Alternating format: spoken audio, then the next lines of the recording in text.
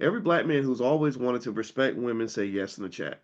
Hey, anybody who knows a black man like that, say yes in the chat. If you had a daddy like that, say yes in the chat. If your brother's like that, say yes in the chat. If you got a man like that, say yes in the chat. See, what people don't understand is that we've always had those men who understood what it meant to be a man.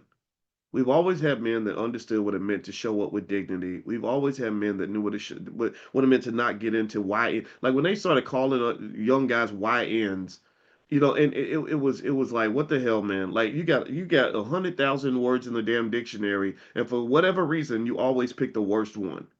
Literally out of all the different words you could define yourself by, you could call yourself an orangutan, you could call yourself a helicopter, you could call yourself a skyscraper, you could call yourself king, you could call yourself leader, but for whatever reason, you go straight to the basement and you find the worst word that got your ancestors' balls cut off, and that's the word you carry around like a fucking badge of honor. What the hell's wrong with you? You have been brainwashed, bro.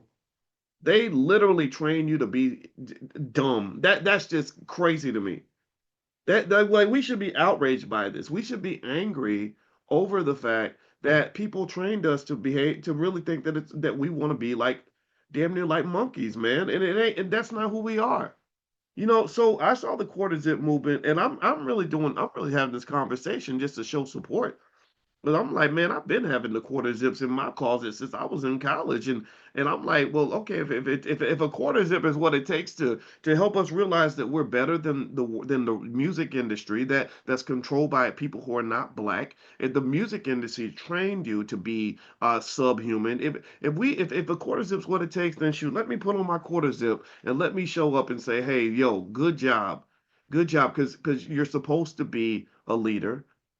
You're supposed to be a winner. You're supposed to be educated. You're supposed to be disciplined. You're supposed to be prepared.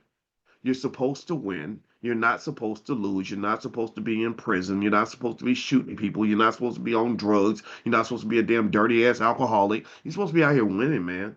Like this is who we're supposed to be. Again, some people I know people might nitpick at it. I think that the first couple guys they had African names, and people are like, well, that's just Africans, and that's not a.